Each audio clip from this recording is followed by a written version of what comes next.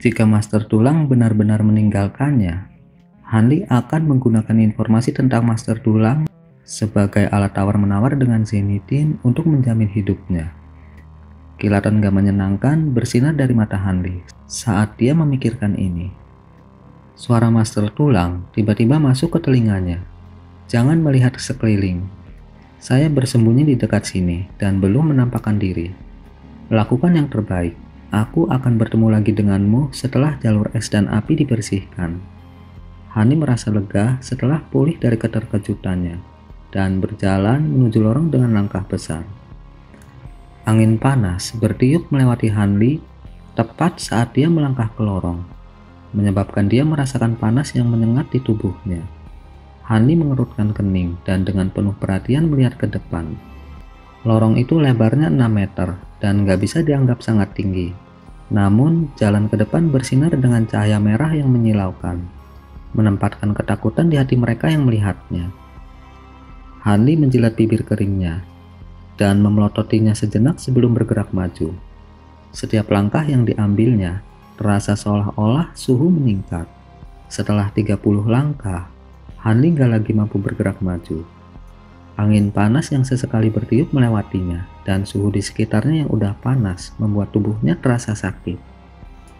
Setelah beberapa saat ragu, Hanli menutupi tubuhnya dengan penghalang atribut air. Cahaya biru tua segera mengurangi panas yang menyengat. Dia kemudian menepuk kantong penyimpanannya dan seberkas cahaya biru terbang ke tangannya, jubah penahan api. Hanli segera mengenakan jubah tanpa banyak berpikir dan tiba-tiba merasakan hawa dingin dari tubuhnya. Dengan semangat yang terangkat, Hanli melanjutkan ke depan. Setelah selusin langkah, dia melihat kilatan cahaya yang tiba-tiba. Dinding cahaya merah menghalangi jalannya. Setelah melirik ke dinding cahaya, dia berjalan dengan kepala terlebih dahulu. Dia bisa mendengar langkah kaki bergema dari belakangnya. Tapi dia nggak tertarik untuk bertemu dengan kultivator lain.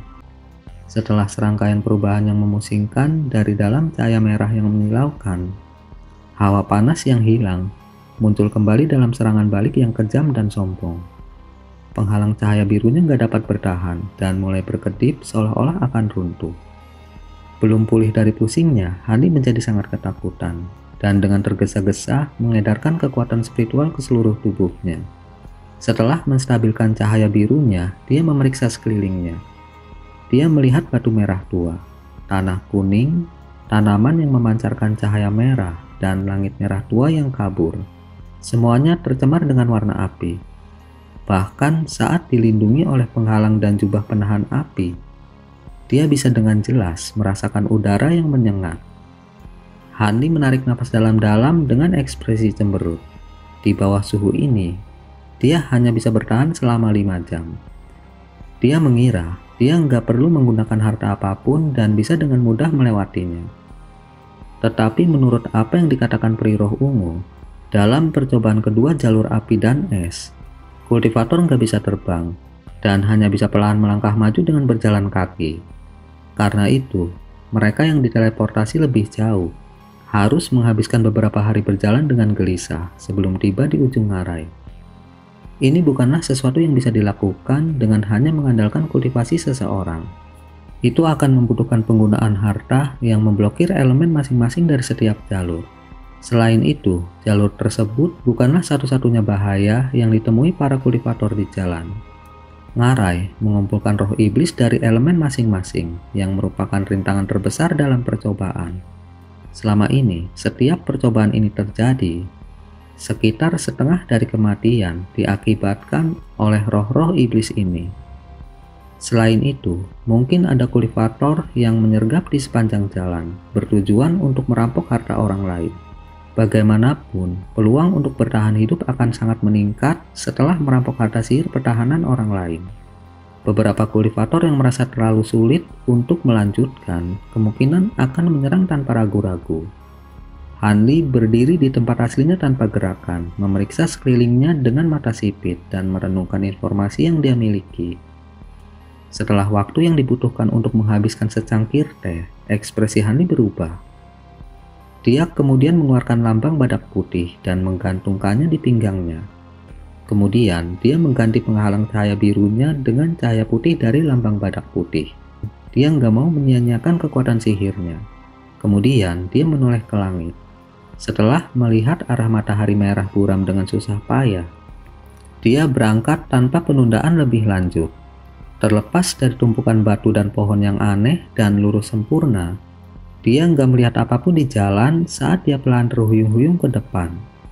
Setelah beberapa saat berjalan di udara yang membakar, Hani menemukan sebidang besar rumput yang menghalangi jalannya yang bersinar dengan cahaya yang aneh dan berapi-api.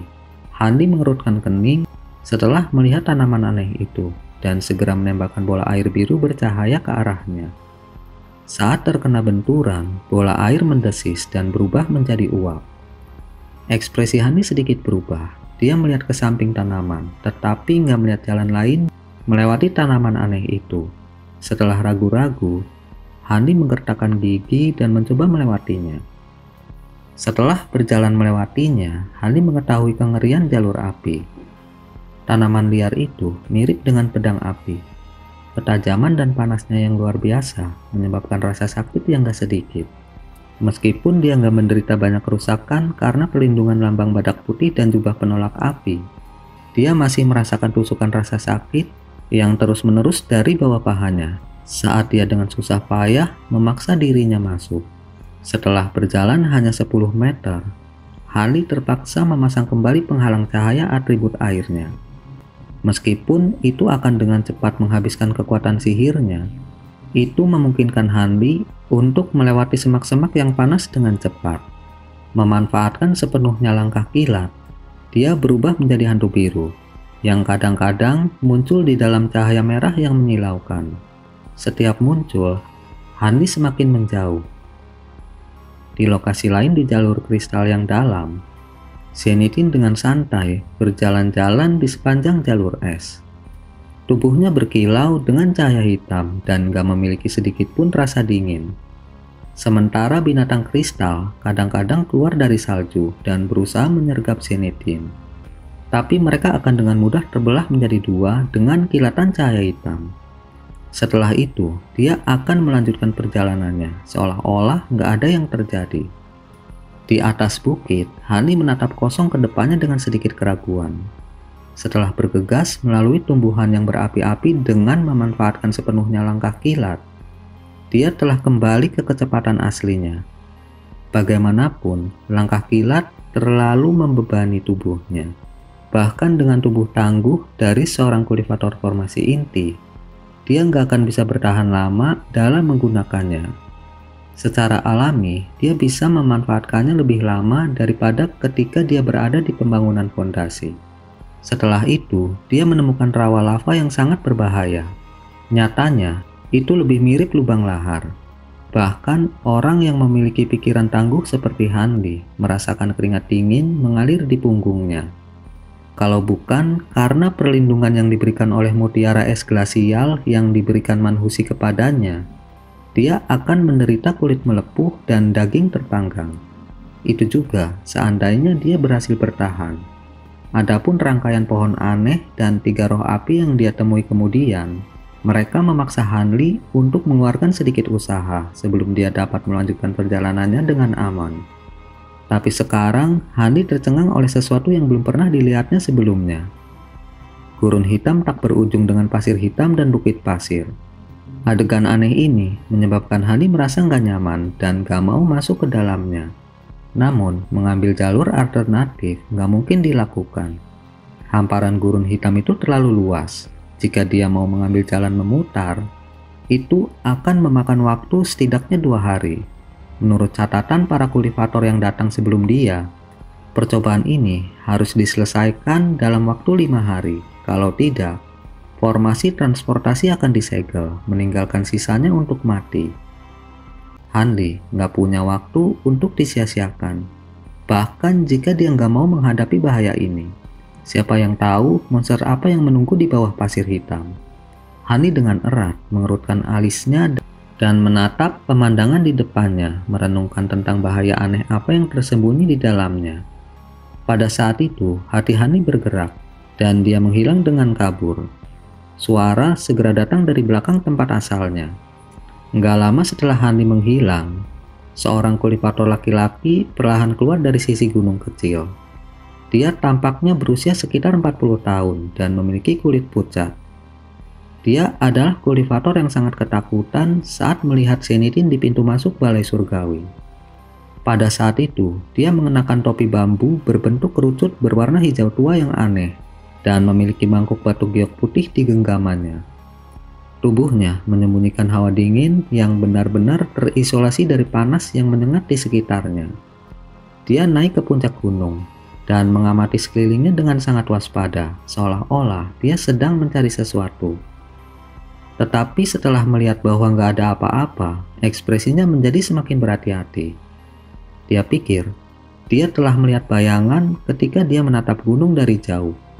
Tetapi setelah nggak menemukan jejak orang tersebut di gunung, dia menjadi lebih waspada. Setelah dengan dingin menyapu pandangannya melewati sekelilingnya sekali lagi, dia tanpa berkata-kata memasukkan dua jarinya ke dalam mangkuk batu giok dan menyapunya ke atas. Seberkas cahaya putih kemudian terbang keluar darinya dan mulai berputar di sekitar kepalanya. Pria berwajah pucat itu dengan lembut berteriak membentuk gerakan mantra dengan satu tangan. Cahaya putih bergetar sejenak, sebelum tiba-tiba meledak menjadi bintik-bintik yang menakjubkan seperti cahaya bintang yang tersebar dari seorang dewi. Cahaya kemudian benar-benar menyelimuti radius 40 meter. Tanah merah diselimuti lapisan es saat menyentuh cahaya putih. Tetapi nggak ada yang aneh muncul dari dalamnya. Jejak keraguan muncul di wajah pria itu. Setelah beberapa saat berpikir, dia sepertinya nggak peduli lagi, percaya bahwa dia telah salah. Setelah meletakkan masalah ini ke belakang kepalanya, dia kemudian melihat ke gurun hitam dengan wajah muram. Tempat ini benar-benar aneh. Pria itu bergumam pada dirinya sendiri saat dia melihat gurun hitam dengan tatapan aneh. Dia tampak agak ragu untuk pergi. Tapi setelah beberapa saat pertimbangan, dia melemparkan lengan bajunya dan menembakkan seberkas cahaya merah ke tanah. Cahaya memudar untuk mengungkapkan rubah merah kecil. Pria itu menjentikan jarinya, mengirimkan pil obat hijau ke mulut binatang kecil itu. Binatang kecil itu menelan pil itu dan mengungkapkan kegembiraannya. Pergilah. Kultivator berwajah pucat itu dengan belak-belakan memerintahkan binatang kecil itu menunjuk ke arah gurun hitam. Binatang kecil itu segera berlari menuruni bukit dengan kecepatan luar biasa, berubah menjadi seberkas cahaya merah di sepanjang jalan. Setelah beberapa saat, binatang kecil seperti rubah telah tiba 100 meter jauhnya ke dalam gurun hitam. Itu masih tanpa cedera, bahkan setelah berlarian dalam lingkaran besar. Nggak ada yang aneh terjadi. Tampaknya, selain warna gurun hitam, nggak ada yang luar biasa.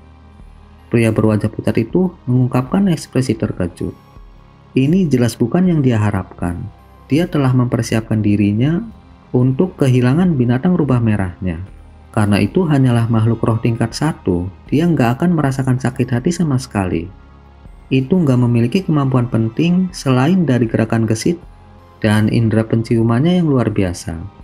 Dia dengan tegang mengerutkan kening dan dengan kaku menatap binatang kecil itu saat dia berlari mengelilingi gurun dalam lingkaran sebelum bersiul ke arahnya. Itu kemudian berlari dan terbang kembali ke lengan bajunya.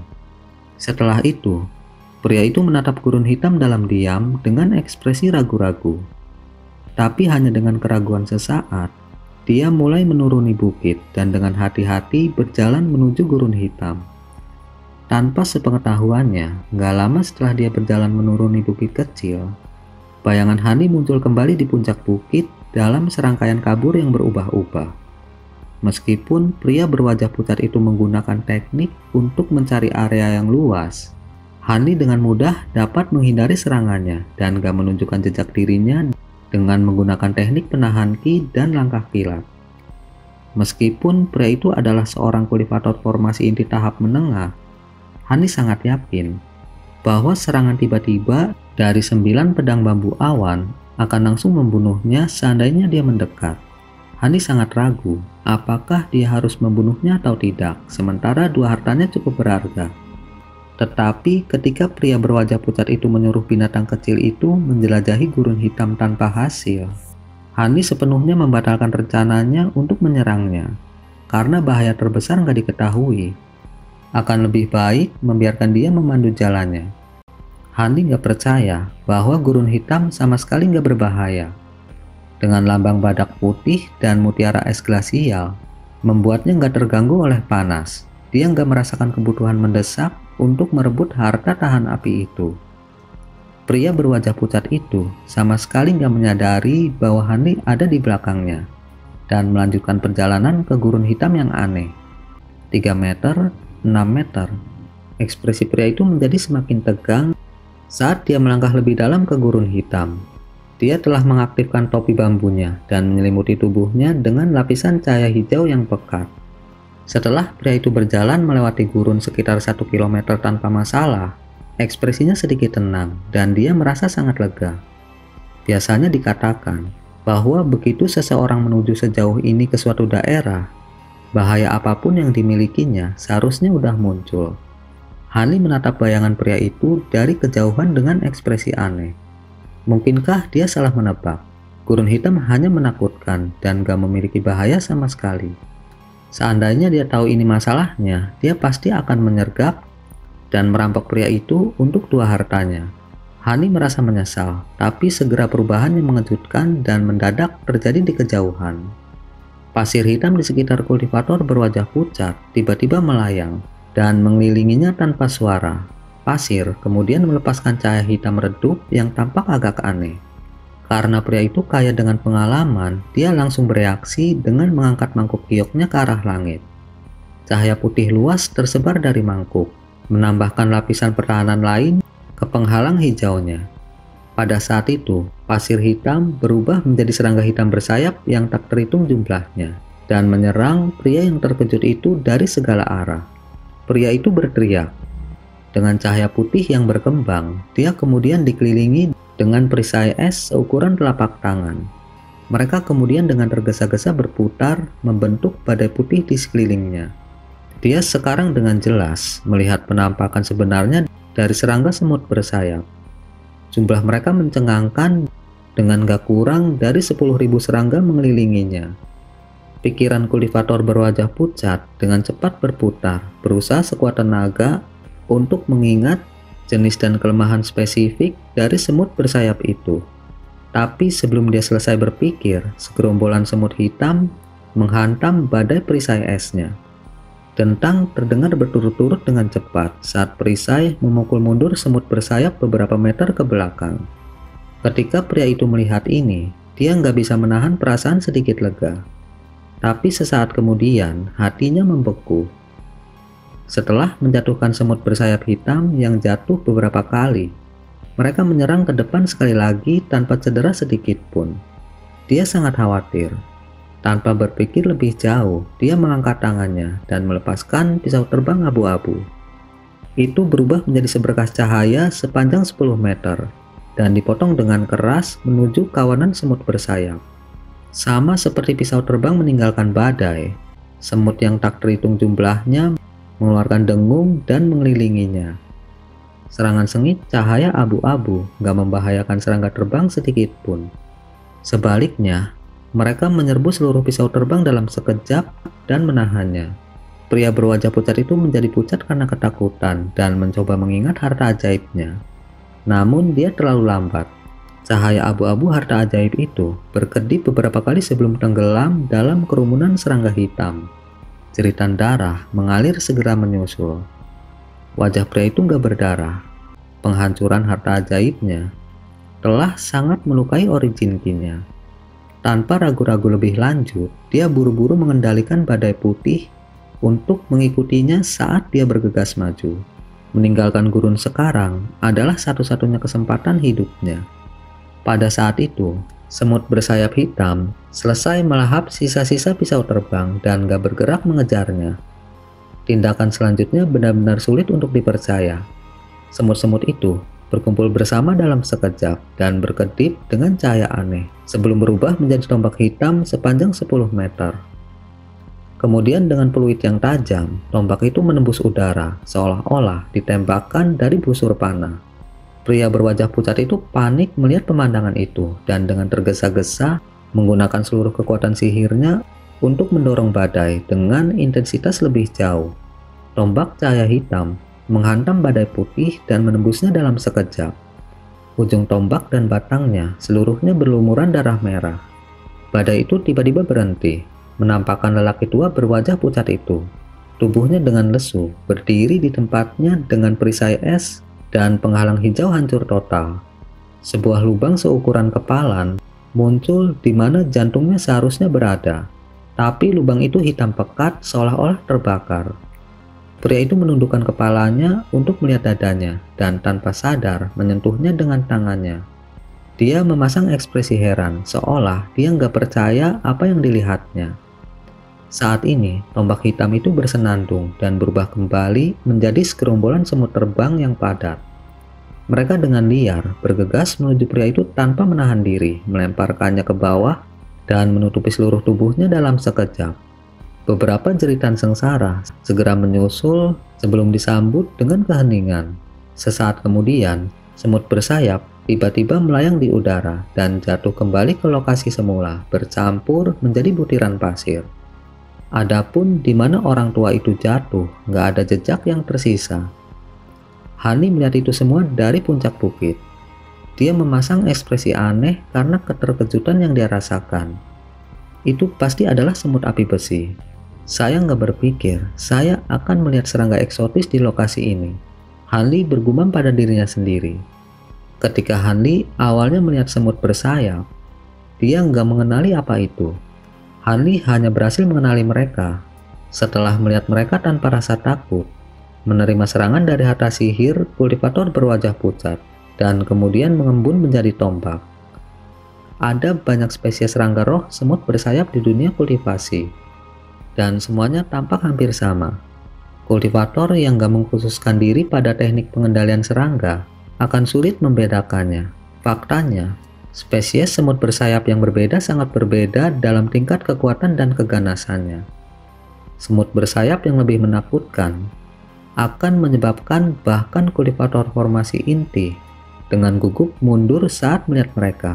Sedangkan untuk semut api besi, mereka menduduki peringkat ke-70 pada peringkat serangga eksotis dan merupakan salah satu spesies semut bersayap yang paling menakutkan. Terlepas dari peringkat 9 semut kristal langit dari legenda, semut ini mungkin yang paling tangguh dari jenisnya. Gak hanya semut bersayap ini hampir kebal terhadap serangan fisik, bahkan sebagian besar teknik sihir juga memiliki pengaruh yang kecil terhadap mereka. Terlepas dari teknik sihir atribut api dan air kelas menengah atau lebih tinggi, serta beberapa teknik sihir tertentu, mereka hampir nggak bisa dihancurkan, memiliki kemampuan pertahanan abnormal yang hampir setara dengan kumbang pemakan emas. Mereka bahkan lebih unggul dari kumbang pemakan emas dalam menahan serangan harta sihir. Meskipun mereka nggak memiliki kemampuan aneh kumbang pemakan emas untuk mengkonsumsi kekuatan spiritual, semut api besi memiliki kemampuan menakutkan untuk menyemburkan api hitam dan melakukan transformasi gerombolan. Koloni semut api hitam bisa berubah menjadi harta sihir atribut api sesuka hati. Serangan menakutkannya bisa menembus harta sihir pertahanan umum dan teknik sihir bahkan tanpa perlawanan sedikit pun.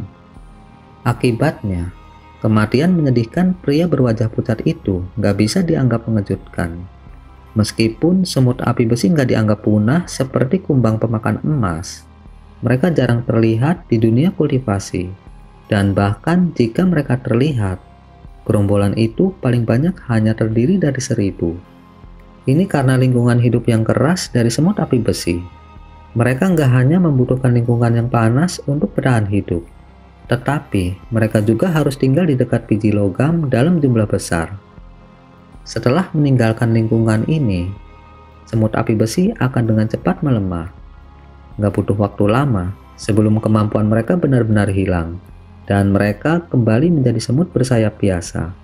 Jika hanya itu, masih banyak kultivator pengontrol serangga yang ingin memanfaatkannya, bahkan sampai menciptakan atau menemukan lingkungan yang sesuai untuk membiakannya. Namun, semut bersayap ini memiliki cacat yang fatal. Terlepas dari apakah semut api besi itu liar atau dijinakkan, mereka nggak mampu mengenali seorang tuan, ketika seseorang ingin melakukan upacara pengenalan pada semut bersayap. Setiap semut akan meledak sendiri tanpa kecuali, menghancurkan impian banyak kultivator. Adapun penyebab spesifiknya, belum ada jawaban pasti. Ada yang mengatakan sifat semut bersayap itu pantang menyerah dan gak membiarkan mereka dikendalikan. Secara alami, hanya ada sedikit orang yang tahu tentang semut api besi, baik di wilayah surgawi selatan atau laut bintang tersebar. Mereka jarang terlihat dalam 1000 tahun terakhir, dan koloni mereka semakin mengecil. Mereka dianggap hampir punah. Pada saat itu, Hani sedang melihat gurun hitam sambil melamun. Tampaknya, gurun hitam adalah jebakan alami bagi semut api besi. Meskipun Hani nggak tahu berapa banyak korban yang ada di gurun, menilai dari bagaimana kultivator berwajah pucat bertemu satu setelah berjalan hanya 1 kilometer, mereka nggak mungkin sedikit jumlahnya. Sangat mungkin bahwa koloni semut api besi yang berjumlah ratusan ribu juga ada di gurun. Dengan pemikiran itu, Hani merasakan hawa dingin di punggungnya. Dia kemudian menyapu indera spiritualnya melalui kantong penyimpanannya, menghitung lebih dari selusin jimat atribut es dan api kelas menengah. Mereka seharusnya cukup untuk menangani 3 koloni semut api besi yang berukuran sama dengan yang dia lihat sebelumnya. Namun, Hani harus berhayal untuk percaya bahwa jimat ini cukup untuk membawanya melewati gurun. Ketika Hani mengarahkan pandangannya pada beberapa kantong makhluk roh dari kumbang pemakan emas, hatinya bergerak. Dia merenungkan, apakah kumbang pemakan emas akan sangat efektif dalam menangani semut api besi. Lagi pula, kumbang pemakan emas memiliki peringkat lebih tinggi dari semut api besi, dan dari penampilan cangkangnya, semut itu belum berevolusi ke tahap emas hitam yang dirumorkan. Mereka sepertinya setengah dewasa seperti kumbang pemakan emas miliknya. Karena itu, akan dapat diterima baginya untuk menguji mereka satu sama lain.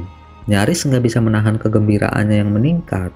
Hani merenung sejenak sebelum memutuskan bahwa nggak ada masalah dalam menguji kumbang pemakan emasnya melawan semut api hitam yang baru aja dilihatnya.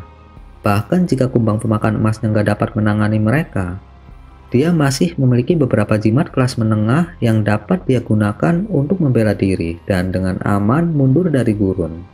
Ekspresi Hani menjadi dingin saat dia bergegas menuruni puncak bukit. Setelah beberapa saat, Hani telah sampai di tepi gurun. Dia menatap pasir hitam di bawahnya dan menyipitkan matanya. Kemudian, dia mengambil segenggam pasir dan mendekatkannya ke matanya. Hani segera mendengus. Dengan kilatan cahaya kuning tiba-tiba dari tangannya, dia menutup erat cengkeramannya dan meremasnya. Akibatnya, sebagian besar pasir tetap tidak pecah. Hani menyeringai dan perlahan bergumam pada dirinya sendiri. Ini bukan pasir hitam. Ini sebenarnya adalah biji-bijian besi. Tapi untuk menyebarkan biji besi dalam jumlah yang begitu banyak ke padang pasir yang begitu luas, Master dari Balai Surgawi benar-benar orang yang luar biasa. Setelah membuang pasir di tangannya, dia berdiri dan mengerutkan kening. Dia kemudian dengan lembut menepuk lambang badak putih di pinggangnya, membungkusnya dengan lapisan cahaya putih. Karena dia sebelumnya menghindari kultivator berwajah pucat, dia dipaksa untuk menonaktifkannya dan menahan panas dengan menggunakan kultivasinya sendiri. Tapi sekarang, dia udah begitu dekat dengan gurun. Panas yang luar biasa telah menyebabkan dia pusing untuk sementara waktu. Karena khawatir, Hani dengan cepat mengaktifkan kembali lambang badak putih. Ini bukan waktunya untuk memikirkan tentang menghemat kekuatan sihir. Tanpa ragu-ragu lagi, Hani melihat ke area yang berisi koloni semut api besi, dan dengan hati-hati berjalan mendekat. Gurun hitam sangat menyakitkan untuk dilalui. Pasirnya sangat panas, dan udaranya sendiri terasa seperti terbakar. Bahkan dengan lambang badak putih dan jubah penahan api, Hani masih merasa tercekik. Rasanya bahkan lebih panas dari jalur kecil lava yang dia lalui sehari sebelumnya. Setelah berjalan lebih dari 100 meter, Hani menghela nafas dan menepuk kantong penyimpanannya. Mengeluarkan mutiara lembut di tangannya. Tanpa penundaan, dia menuangkan sedikit kekuatan spiritual ke dalamnya. Udara dingin segera keluar dari mutiara dalam kilatan cahaya putih. Hani tiba-tiba merasa dirinya dikelilingi oleh hawa dingin. Dengan semangat yang membara, Hani mempercepat langkahnya. Karena penggunaan lambang badak putih dan mutiara es glasial secara bersamaan meningkatkan konsumsi kekuatan sihirnya secara bersamaan. Dia harus melewati gurun secepat yang dia bisa. Ketika Hani berada sekitar 200 meter dari lokasi semut api, dia berdiri dan dengan hati-hati memeriksa di mana mereka akan berada. Sesaat kemudian, Hani menggelengkan kepalanya. Semut api besi yang tersembunyi sangat sulit dibedakan dari pasir hitam. Bahkan sulit untuk melihat mereka dengan indera spiritualnya. Fluktuasi ki spiritual koloni semut sangat lemah. Mungkin karena mereka terampil dalam menahan ki mereka. Tampaknya, menggunakan indera spiritualnya untuk melihat semut bersayap dari kejauhan gak akan berhasil. Dia harus mencoba menggunakan kumbang pemakan emas miliknya.